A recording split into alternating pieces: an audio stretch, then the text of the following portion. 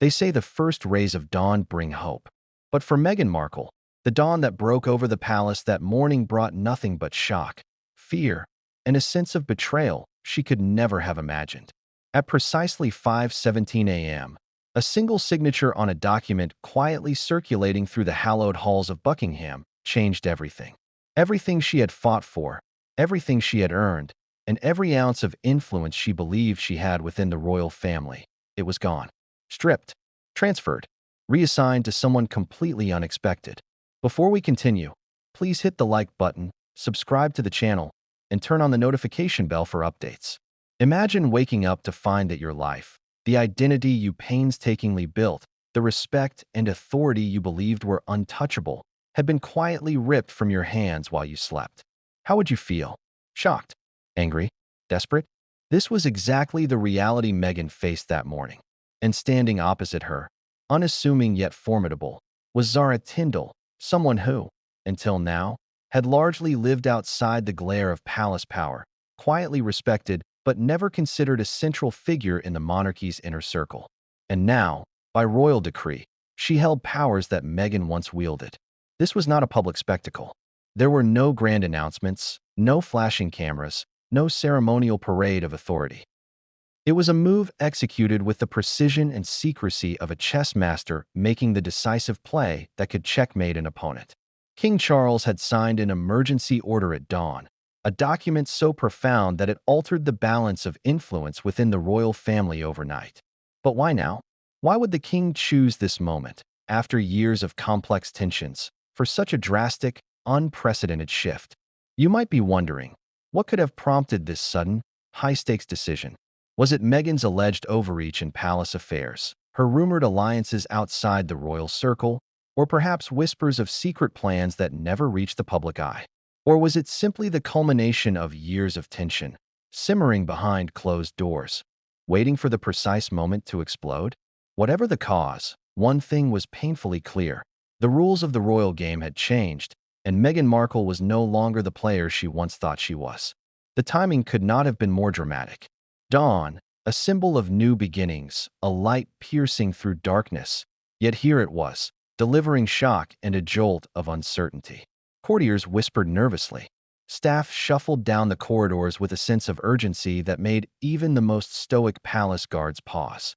A storm was brewing, and for Meghan, it was a storm she could not control, a tide that she could not turn back. Let's take a step back for a moment. To understand the magnitude of what just happened, you need to realize what it truly means to be a duchess, or rather, what it meant to Meghan. It wasn't just a title. It was authority, influence, a public identity carefully crafted and meticulously defended. It was access to the corridors of power within one of the most scrutinized families in the world. And that access, her influence, was now being handed to someone else. Imagine the anger, the disbelief, the silent scream that must have echoed through the chambers of her mind when she realized that what she considered untouchable had suddenly become untouchable for someone else. But let's not forget Zara Tindall, a figure who, until this moment, had largely operated under the radar. Calm, composed, athletic, respected, yet underestimated by those who assumed royal power was a domain reserved for the more prominent members of the family. Zara had always been loyal, always quietly influential, but never publicly recognized as a central force. Until now. Now, she was stepping into a role that demanded authority, judgment, and a presence that could hold the gaze of the nation. And all this, without the pomp and spectacle usually associated with royal elevation. It was power delivered with subtlety, executed with precision, and yet the shockwave of it rippled across the monarchy in ways no one could predict. Why does this story matter to you? Right now, at this very moment? Because it is not just about Meghan, Zara, or the intricacies of royal titles.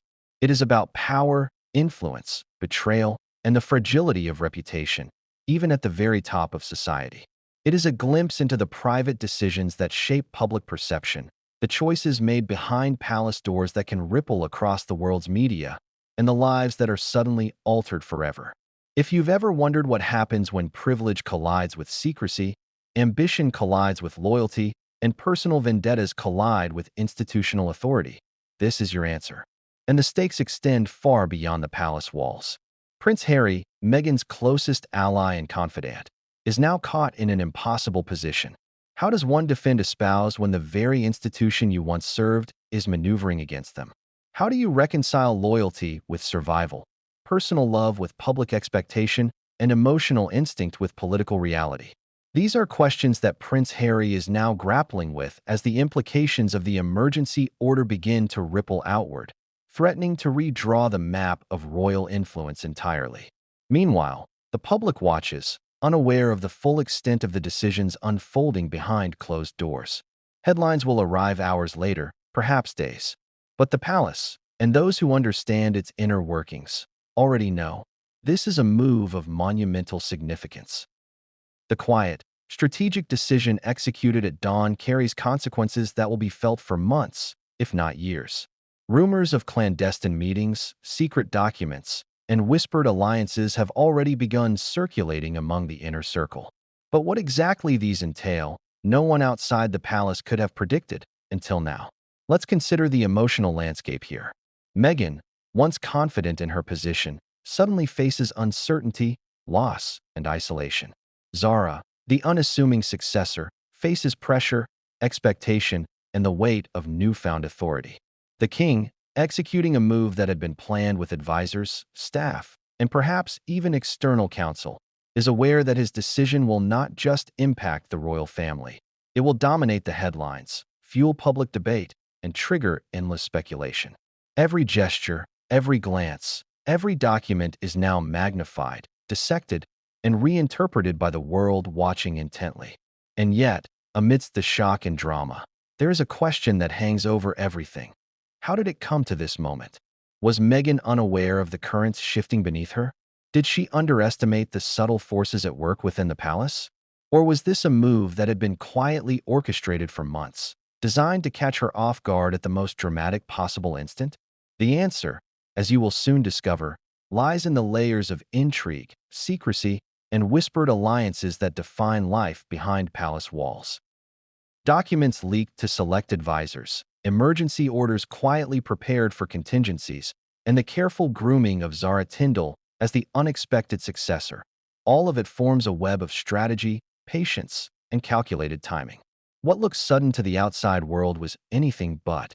Every detail, every signature, every whispered conversation was part of a meticulously designed plan, and the public remains largely unaware. But imagine being Meghan in that moment. The news of your loss not delivered with a courtly fanfare, but whispered, signed into existence, and immediately actionable.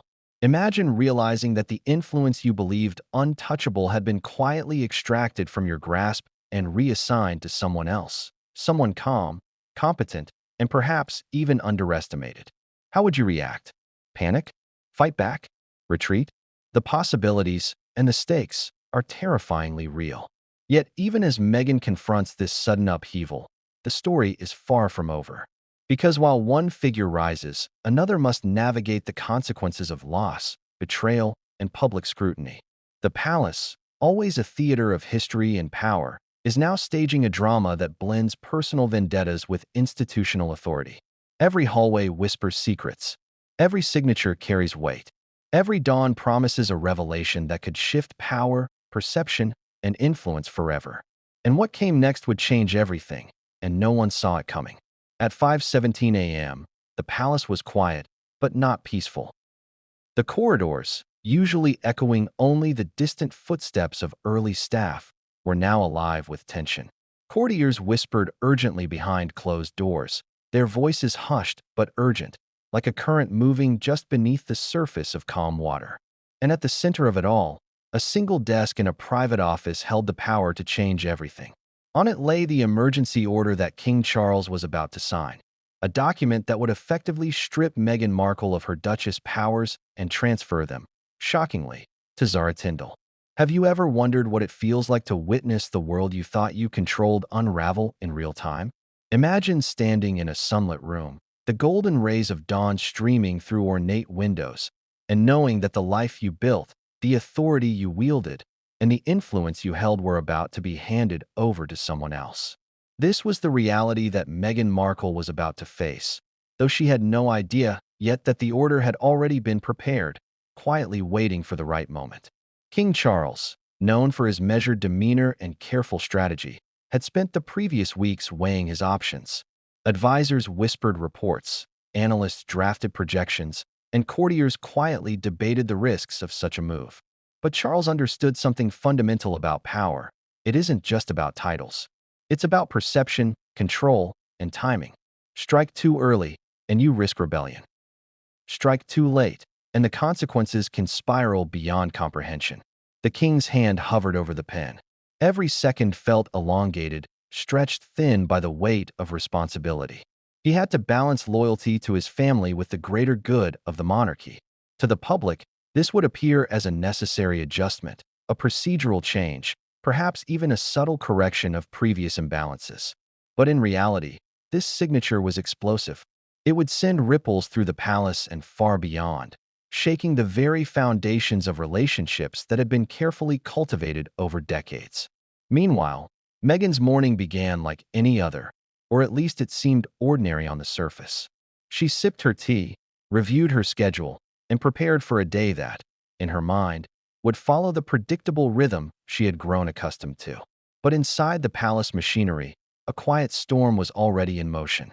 Staff had been instructed to prepare confidential memos. Private notices had been circulated, and Zara Tindall, unsuspecting and unaware of the seismic shift about to occur, was being positioned as the immediate successor. Why Zara? You might ask. Why choose someone relatively low profile? Someone who hadn't been in the public eye as aggressively as Meghan? The answer lies in the subtle art of influence.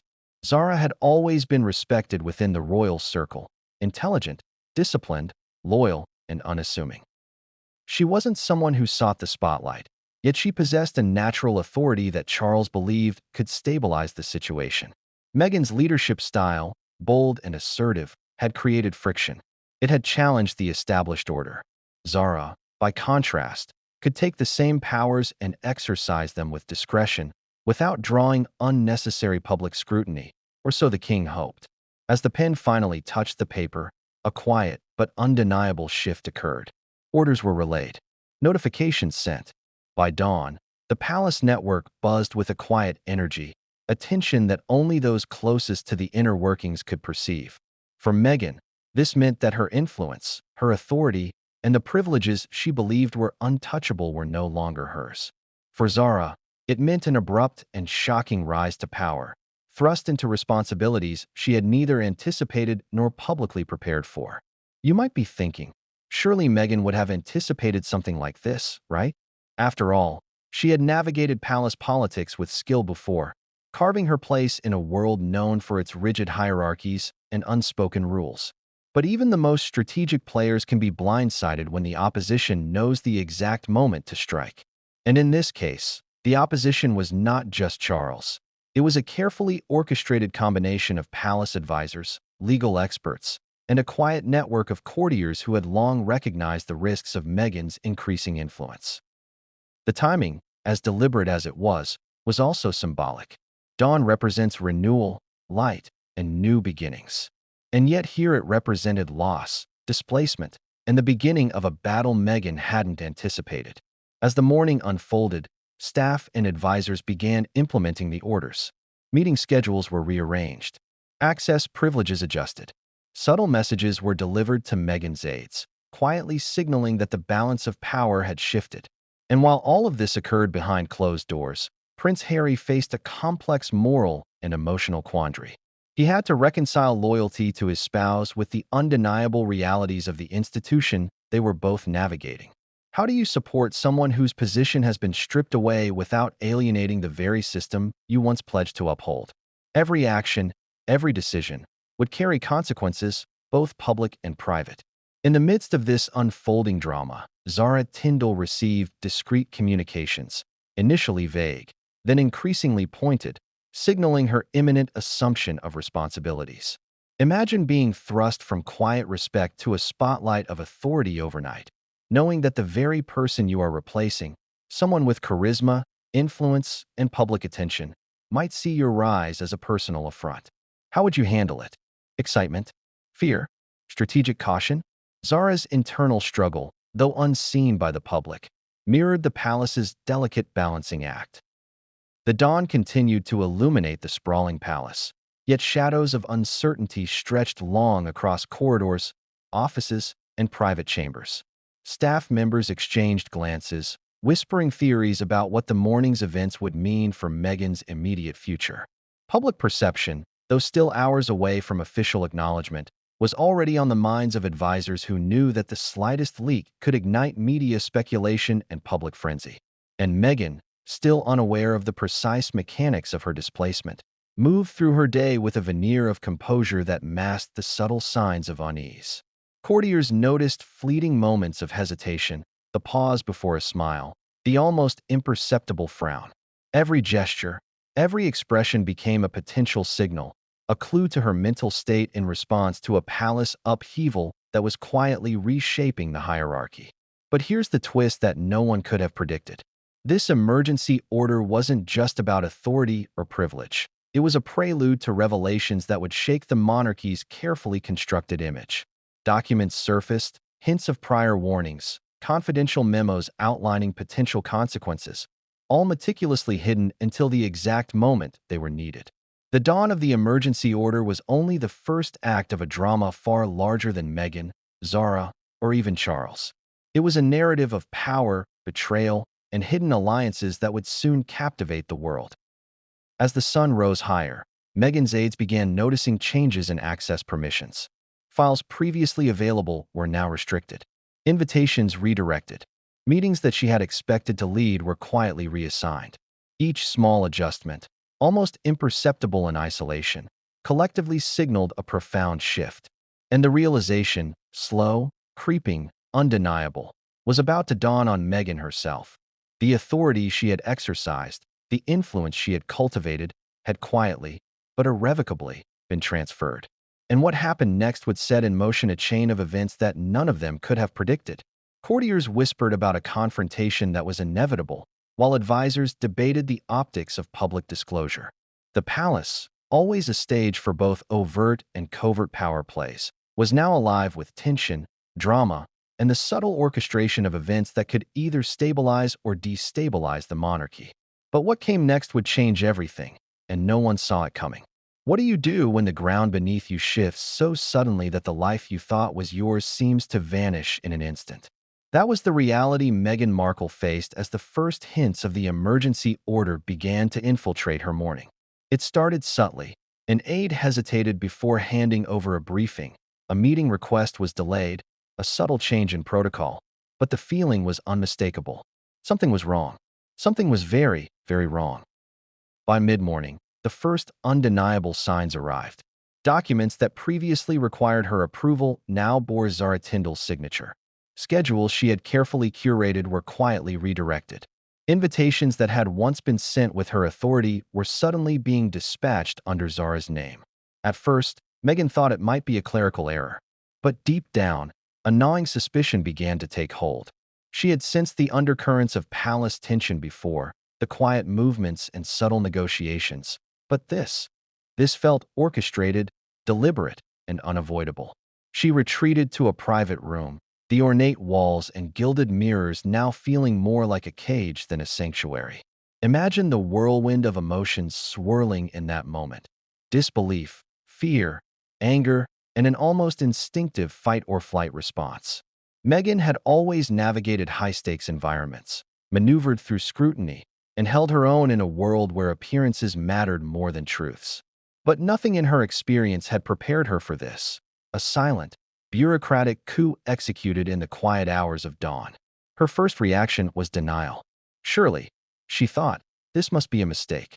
Perhaps an overzealous aide had misread the orders, or perhaps the system had glitched. She called for clarification, demanded to see the documents, and questioned advisors with a precision and intensity that revealed both her panic and her strategic instincts. But each answer confirmed what her intuition had already whispered. The orders were real, binding, and irrevocable. King Charles had made his decision, and the power she had wielded was now in Zara Tindall's hands. As Meghan processed the news, another, more profound emotion began to surface: betrayal. Not just by the king, though his signature carried weight, but by a system she had believed could protect her. For all the public stories about loyalty, family, and support, the reality was starkly different behind closed doors. The palace, like any institution of power, operated on rules unwritten and alliances invisible. And Meghan had just discovered how vulnerable she could be when those rules and alliances shifted in secret. The emotional intensity of this moment cannot be overstated. Meghan's hands trembled as she held the first official notice of the transfer of power.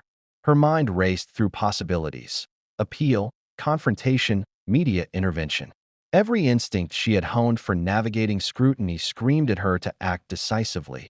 But caution, bred from years of understanding the consequences of missteps, warned her to tread lightly. Could she trust anyone in the room? Who might be loyal, and who was already quietly aligned with the king's decision? Questions tore through her thoughts. How long had this been planned? Was this an impulsive move, or the result of weeks, months, or even years of strategic orchestration? And then came the personal sting, the rise of Zara Tindall. This wasn't just a neutral transfer of authority. It was a replacement. Someone who had quietly observed the palace from the sidelines was now in the position Meghan had fought for, and the implications were staggering. Could Zara wield the powers effectively? Would she use them to cement her own influence? And, most importantly, how would Meghan respond? Her aides tried to offer reassurance, reminding her of her public persona, her influence beyond the walls of the palace, and her support among loyal friends. But Meghan felt the walls closing in. The familiar rhythms of palace life, the carefully choreographed meetings, the controlled media interactions, the rituals of influence, had been disrupted. And the disruption was complete, leaving her with a sense of isolation that even the closest allies could not fully mitigate. And yet, within that isolation, a spark of strategy flickered. Meghan was not one to sit idly by. The palace had underestimated her capacity to pivot, to maneuver, to reclaim influence through unconventional means.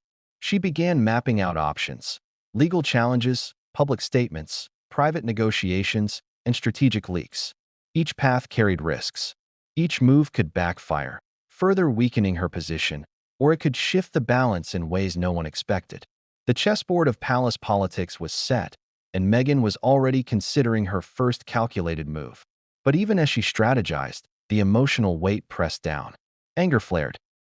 Anger at being blindsided, anger at being replaced, anger at a system that seemed to value tradition and discretion over loyalty and transparency. Disbelief lingered.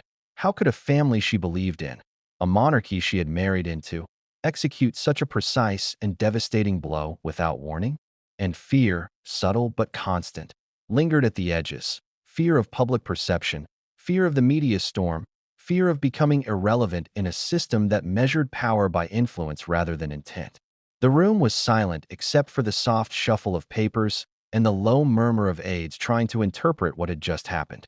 Meghan, meanwhile, was caught in a maelstrom of internal debate. Should she confront the king directly? Should she attempt to negotiate privately with Zara? Or should she seek allies outside the palace, leveraging public sentiment as a tool of influence?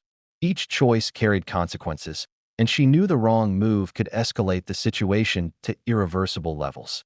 Imagine the internal dialogue at that moment. The calm, measured voice of reason clashing with the raw, instinctive reactions of shock and indignation. The strategic mind racing to consider contingencies while the emotional self reels from the personal betrayal. It was a complex, almost cinematic collision of personality, circumstance, and stakes, one that few could truly understand from the outside. And then, the first whispers reached Meghan about Zara Tindall's positioning. Quiet briefings suggested that Zara had already begun receiving private instructions, being subtly introduced to responsibilities that had once been Meghan's domain. The irony was almost cruel. While Meghan fought to comprehend the sudden void in her authority, her replacement was being quietly trained to step seamlessly into the role. How would Zara respond if she discovered the magnitude of the responsibility thrust upon her? Could she navigate the same corridors of influence that Meghan had so carefully mastered, all under the scrutiny of advisors, the media, and the public? The palace, with all its history and protocol, had suddenly become a stage for a drama that combined personal betrayal, institutional authority, and media spectacle. And Meghan, in the quiet moments before she could act, understood that every decision from this point forward would be magnified. Every glance, every conversation, every strategic move could alter the trajectory not just of her influence, but of the perception of the monarchy itself. And the twist, the cruel irony, was just beginning. Because this was more than a simple reassignment of power. Hidden within the emergency order were provisions, clauses, and contingencies that even Meghan had not anticipated. Legal frameworks and secret protocols that could make her challenge nearly impossible without causing unprecedented public upheaval. She was caught in a labyrinth where every exit seemed blocked, every path fraught with consequences, yet the instinct to fight, to reclaim, to assert remained undeniable. And so Meghan began to plot, not recklessly, but with careful calculation, weighing options, anticipating allies, and predicting reactions. The first move would set the tone, signaling to the palace whether she would accept displacement quietly or whether she would fight back, strategically and publicly. And the first move was always the hardest. Misstep, and the palace could tighten its grip, act perfectly, and she could reclaim influence in ways no one had predicted. But what Meghan did not know, what no one had foreseen, was how the inner workings of palace politics, hidden alliances, and secretive courtiers had already set a counterplan in motion.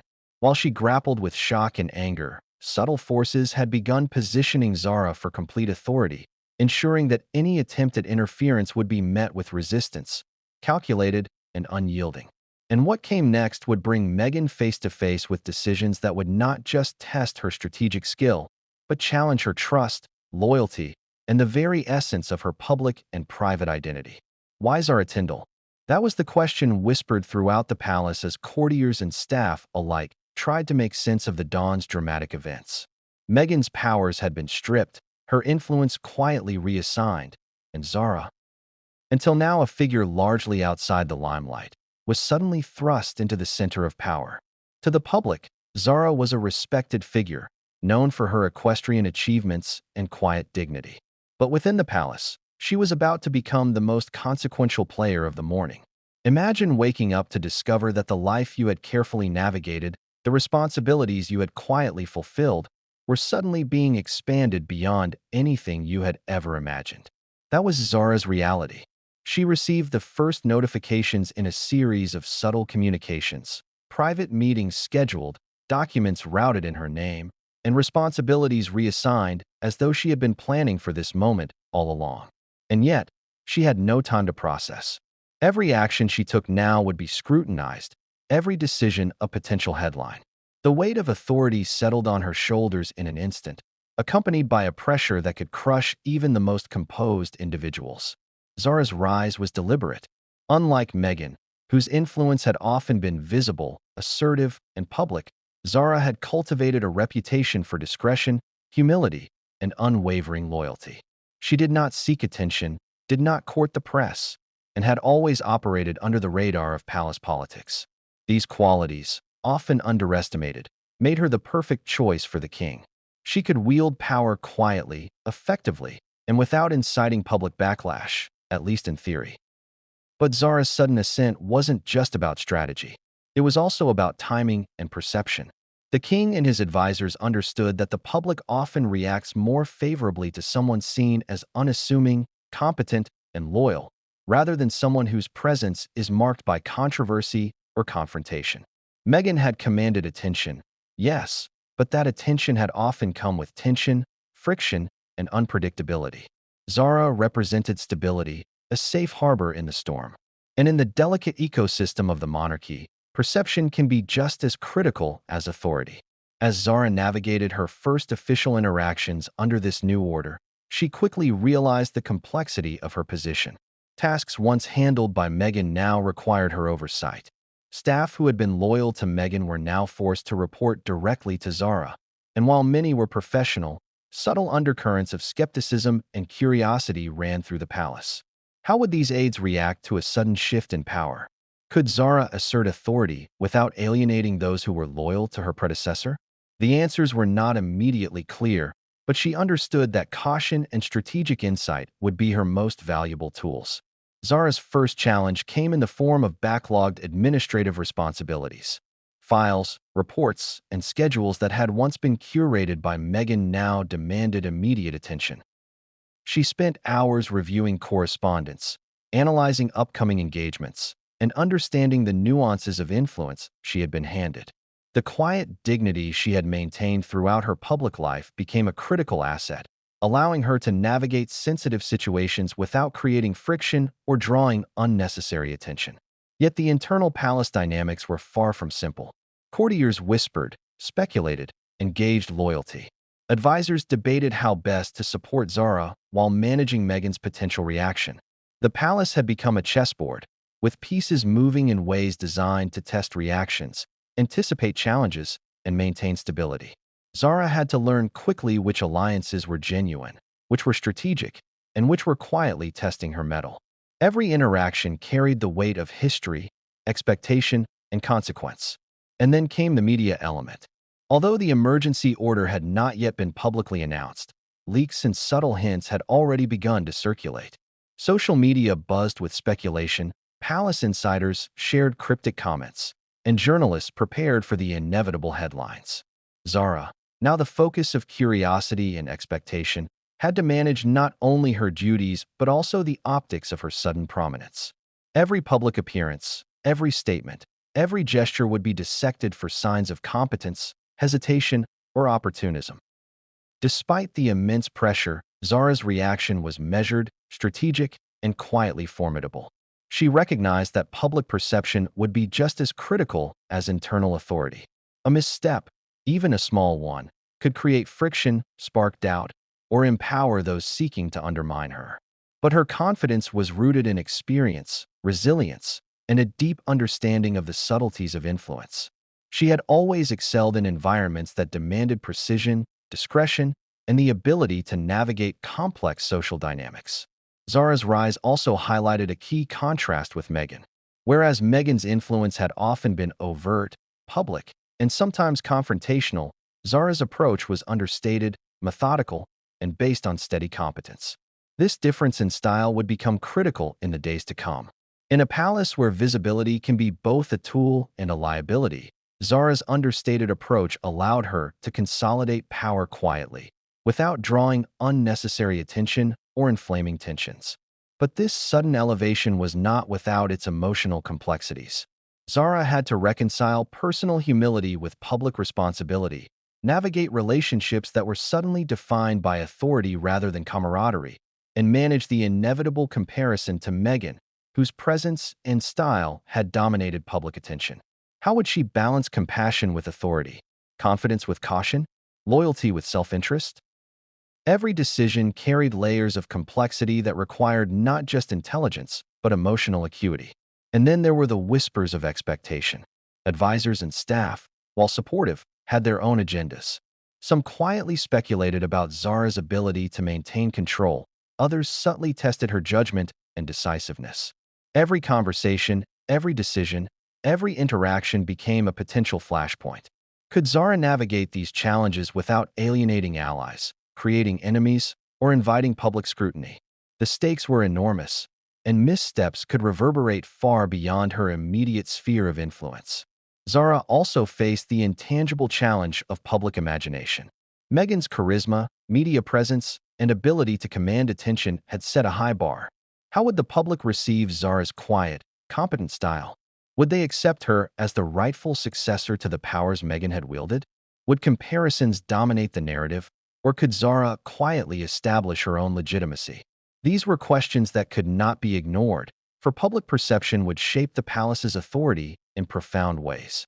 And yet, even as Zara began to navigate this sudden landscape, another layer of complexity emerged. Meghan, though momentarily stunned, was not idle. Her network of allies, both within and outside the palace, had already begun to mobilize.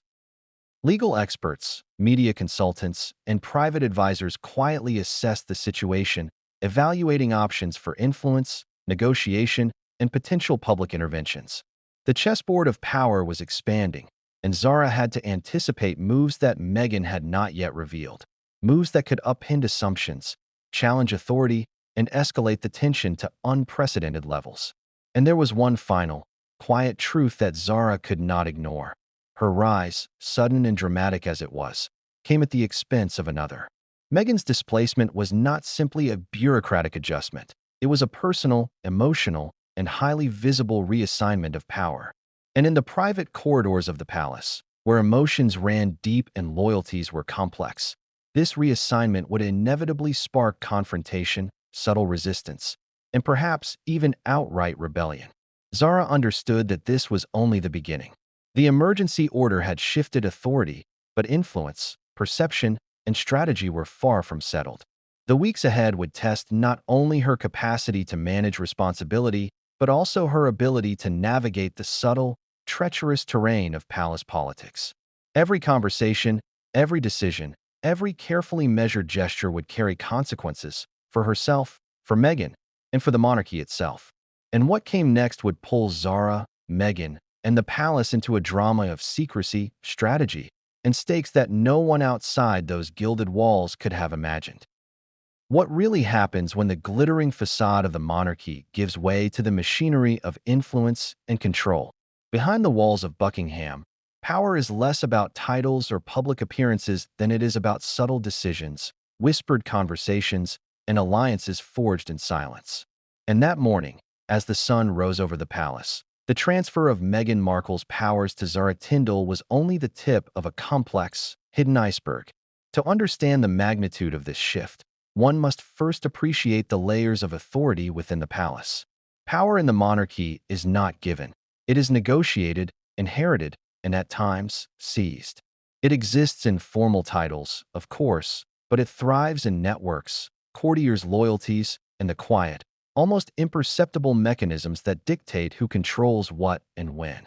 A signature on a document may seem absolute to the outside world, but within the palace, it is only the beginning of a much more intricate dance. King Charles had been preparing for this move for months.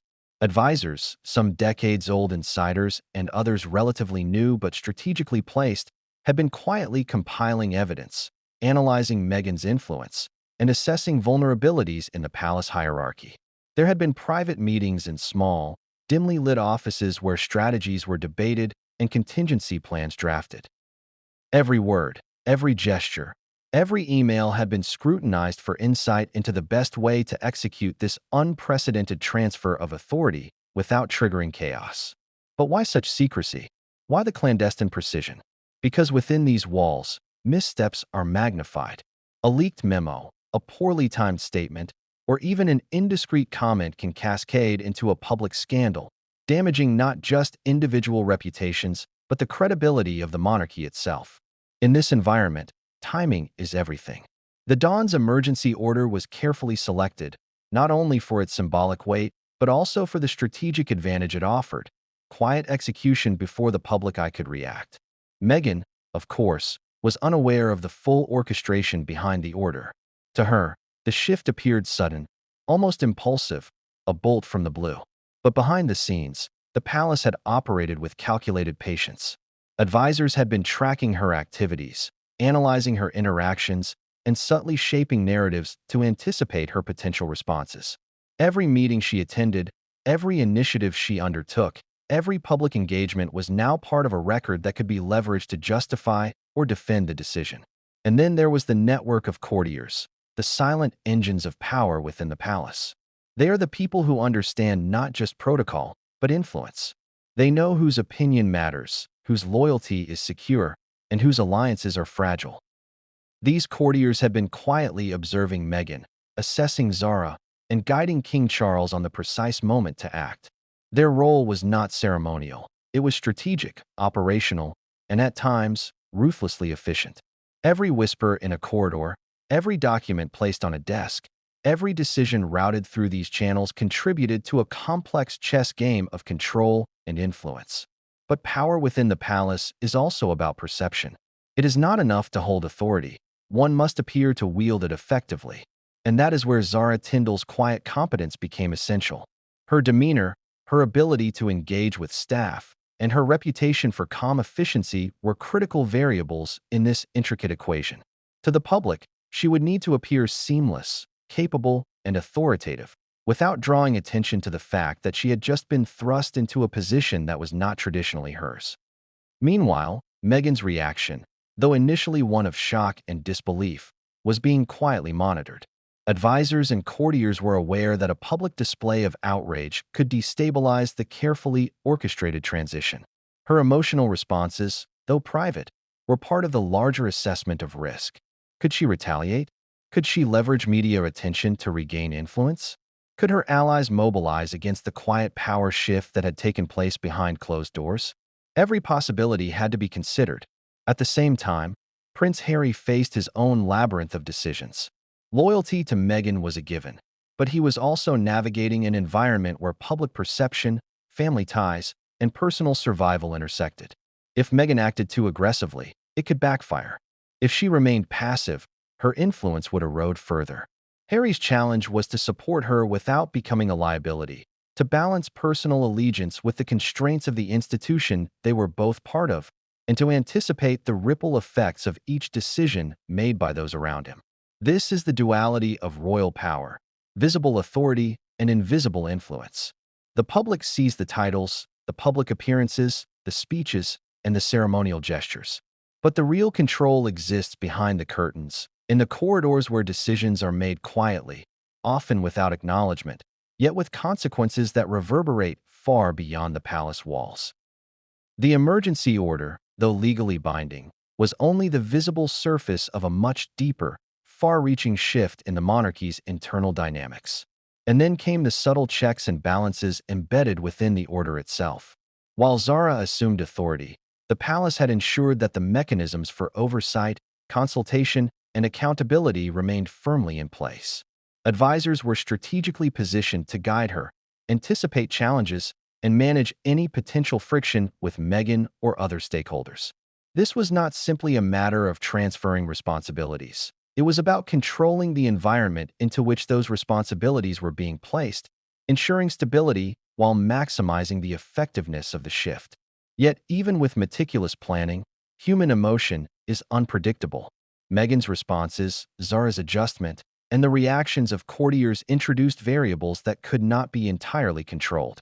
A misinterpreted gesture, a whispered comment, or an unanticipated alliance could instantly alter the balance. And the palace, for all its protocols and traditions, operates on a delicate equilibrium, one that is constantly tested by the personalities, ambitions, and loyalties of those within its walls. Behind the scenes, advisors debated the optics of every possible scenario. What if Meghan chose to go public? What if she leveraged sympathetic media coverage to challenge Zara's authority? What if internal staff sided with her, quietly undermining the transition? Each risk was analyzed, contingency plans were drafted, and strategies for damage control were quietly rehearsed. The palace's power structure, while appearing seamless to the outside world, was a dynamic, highly sensitive system, balanced on the knife edge of perception and influence. And then there were the unseen pressures, the historical precedents, the weight of tradition, and the public's expectation that the monarchy remain composed, dignified, and authoritative at all times. The emergency order was a disruption, yes, but it was also a calculated reinforcement of the monarchy's ability to control internal dynamics quietly and decisively. It sent a clear message: power within the palace is not absolute, and influence can be redirected with precision when the stakes demand it. But even as Zara assumed her role and advisors executed their plans, the deeper currents of tension began to surface. Meghan's network of allies, though momentarily subdued, had not disappeared.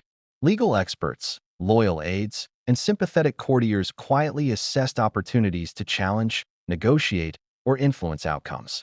Every subtle action by Zara was now being scrutinized, every move by the palace monitored, and every potential misstep anticipated. The calm surface of the morning belied a storm of strategy, anticipation, and hidden maneuvering. And the most intriguing question remained: how would Meghan respond when she fully realized the extent of the orchestration behind her displacement? Could she navigate the labyrinth of palace politics, alliances, and public perception to reclaim even a fraction of her lost influence? Or would the careful precision of King Charles's emergency order, combined with Zara's measured competence, and the advisors orchestrated oversight, leave her with no room to maneuver at all? The answer, as the day unfolded, would reveal not just the shifting power dynamics within the palace, but also the hidden mechanisms that govern royal authority, loyalty, and control. The quiet, deliberate operations behind the scenes were only now beginning to show their full impact. And what came next would expose the fragile balance between loyalty and ambition, authority and perception, control and chaos. And no one in the palace could predict the personal and public consequences that were about to erupt. What do you do when the person you love is blindsided, stripped of influence, and thrust into vulnerability, and you are caught between loyalty to them and the relentless machinery of an institution that defines your very identity? This was Prince Harry's reality that morning. He had always known the monarchy demanded sacrifices, required patience, and measured loyalty above all else. But witnessing Meghan stripped of her Duchess powers, while the quiet yet unstoppable rise of Zara Tindall unfolded, forced him into uncharted emotional territory. Imagine the turmoil. On one hand, Harry's instinct was to protect, to shield Meghan from the humiliation and the strategic power shift. Every fiber of his being wanted to step in, to confront his father, to challenge the secretive advisors, to reclaim what had been taken. Yet on the other hand, the palace, and by extension, the institution he had grown up within, operated on rules that demanded careful restraint, strategic patience, and subtlety. A reckless move could undermine not only Meghan's position, but his own standing and the stability of the monarchy itself. The morning had begun with quiet observation. Staff had whispered updates, documents had crossed desks, and subtle gestures revealed the shifting allegiances within the palace corridors. Prince Harry's aides had been careful to brief him with precision. The legal implications, the potential fallout, and the delicate balance of power now resting with Zara. Every recommendation, however, came with a caveat: act rashly, and you risk creating a crisis far beyond what a morning signature could achieve. Harry's mind was a whirlwind of conflicting thoughts. Should he confront his father directly? Should he appeal to the advisors, challenging the mechanics of the emergency order? Or should he wait, observe, and attempt to reclaim influence through more subtle channels? Each option carried profound risk. Publicly challenging the king could make headlines, provoke criticism, and further strain family relationships. Acting privately might appear indecisive or insufficient to Meghan, creating a chasm between them. Every choice felt like navigating a minefield where missteps would have far-reaching consequences. And then there was the emotional component. Loyalty and love intertwined with anger, frustration, and guilt. Harry understood that Meghan's trust in him depended on his willingness to act. But he also knew that hasty or emotional responses could play directly into the palace's strategy: subtle, patient, and meticulous. The tension was not just political, it was deeply personal. Could he reconcile his duty to family, his protective instincts, and his understanding of strategy? Could he act in a way that honored both Meghan's needs and the realities of the institution?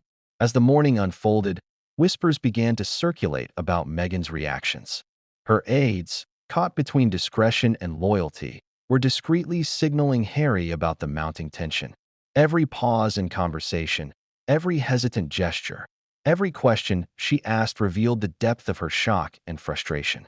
Harry, absorbing these signals, realized the stakes were far greater than a simple reassignment of authority. This was a moment that tested not only his loyalty, but his judgment, his strategy, and his ability to anticipate consequences in a web of interconnected relationships. And then came the pressure from advisors. Some urged patience, highlighting the risks of confrontation and the potential for unintended consequences. Others quietly suggested that a calculated public statement might help regain ground, strategically appealing to perception without overtly challenging authority. Harry had to weigh these recommendations carefully. Every decision could either stabilize Meghan's position or accelerate the loss of influence she was experiencing. Meanwhile, the palace itself was a cauldron of subtle power plays. Zara Tindall, quietly assuming her responsibilities, was already engaging with staff, managing meetings, and asserting authority in ways that minimized friction. Her approach, calm and methodical, contrasted sharply with Meghan's assertive style. Observing this, Harry had to consider the optics. Any overt defense of Meghan that appeared confrontational could be interpreted as undermining Zara, escalating tensions, and drawing unwanted public scrutiny. The emotional stakes were equally complex. Harry felt a deep sense of urgency to protect Meghan from what he perceived as an unfair power grab. At the same time, he had to navigate the history, hierarchy, and expectations that had shaped him from birth. The monarchy is not merely a family. It is a living institution sensitive to perception, tradition, and precedent. Any action he took, or failed to take, would ripple across both public and private spheres. And yet, Harry's instincts were clear. He could not stand idle while Meghan's authority was quietly reassigned. The morning had already shown him that the emergency order was more than administrative. It was symbolic.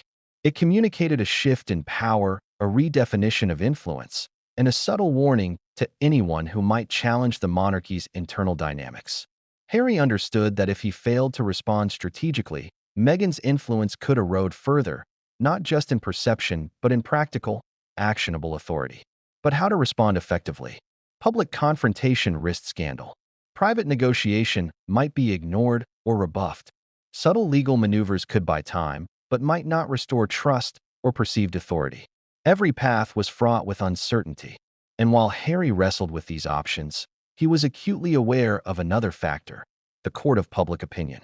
Even before the emergency order became widely known, rumors and subtle leaks had begun circulating. Social media, tabloids, and palace observers were already primed to react. Harry realized that Meghan's reputation, Zara's sudden rise, and the institution's credibility were all intertwined, and all vulnerable. This delicate balance was compounded by personal history. Harry's past experiences with the monarchy, public scrutiny, and personal loss shaped his responses. The weight of expectation was immense. Every move had to account for family relationships, institutional precedent, public perception, and the potential for backlash. Acting too boldly could backfire. Acting too cautiously could be seen as weakness. The challenge was to find the precise line between strategic action and reactive instinct. As the hours passed, Harry quietly initiated a series of private consultations. Legal experts, media strategists, and trusted advisors were all mobilized. He sought to understand the full implications of the emergency order, the mechanisms of Zara's rise, and the potential avenues for Meghan to reclaim influence or at least protect her position. Each conversation was a calculated step, balancing urgency with discretion.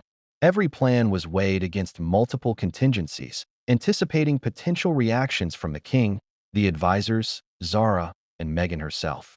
Yet, amid strategy and calculation, the emotional toll was undeniable.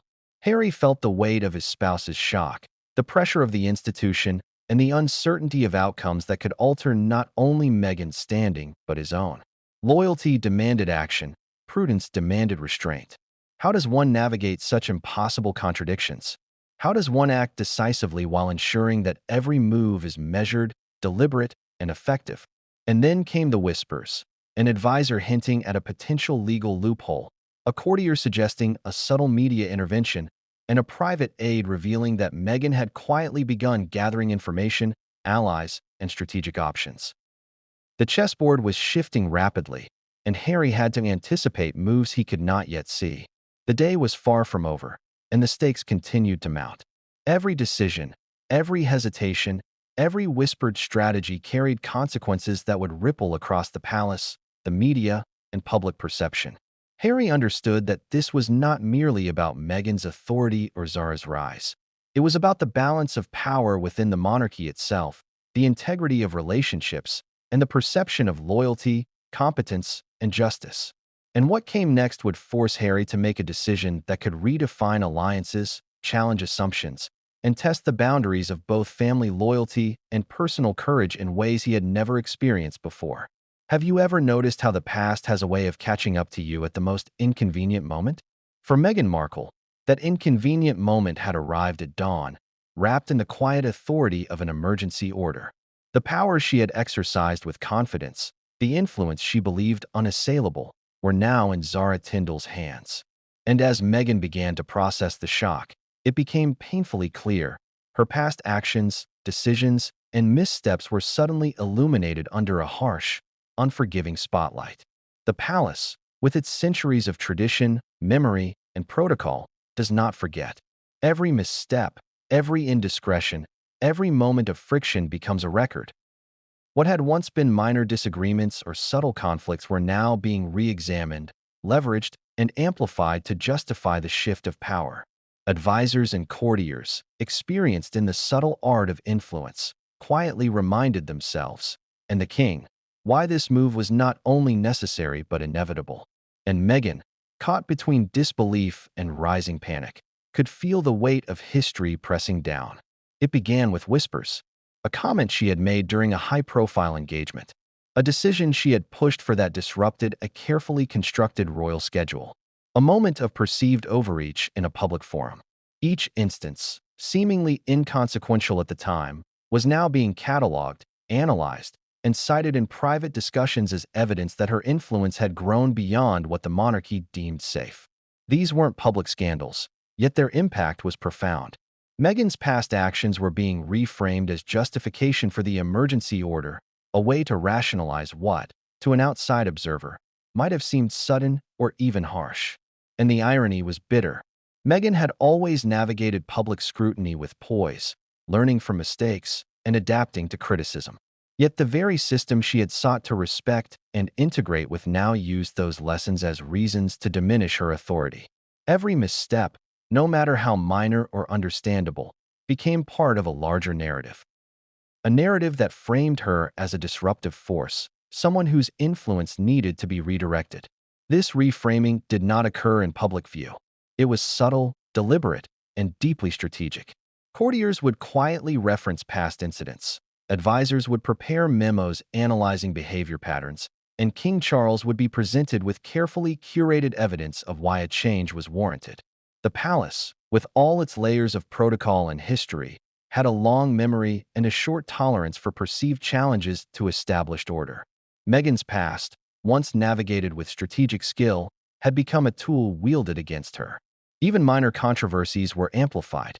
The way she had handled press interactions, her involvement in certain charitable initiatives, and her assertiveness in scheduling and engagements, all of it was dissected. Moments she had once considered personal or strategic victories were now presented as proof of overreach. The narrative was clear. The system would not tolerate influence that operated outside its carefully calibrated boundaries, no matter how accomplished or well-intentioned the individual.